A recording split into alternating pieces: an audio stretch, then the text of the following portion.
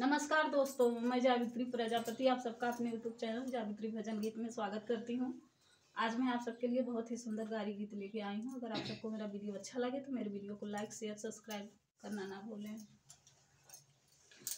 और कौने राम कच्चा ने भूलवा तू काहे लगाया तोहार हम जानी रे कौने राम कच्चा ने भूलवा तू काहे लगाया तोहार हम जानी रे भूला लगाया तो ठीक लगाया ने भूला लगाया तो ठीक से जिया तू काहे लगाया तोहार हम जानी रे से जिया तू काहे लगाया तोहार हम जानी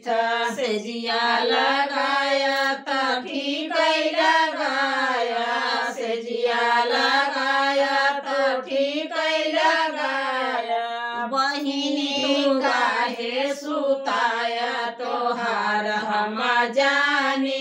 रे बहिनी तू काहे सुताया तोहार हम जानी बहिनी सुताया तो ठीक सुताया बहिनी सुताया तो ठीक सुताया पेटवा तू काहे फुलाया तोहार हम जानी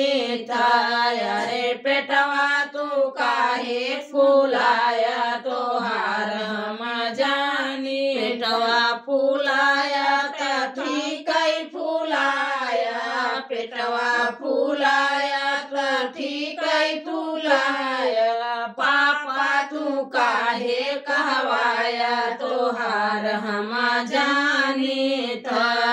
रे पापा तू काहे कहवाया तोहार हम जानी कौने राम कच्चा ने भूलवा तू काहे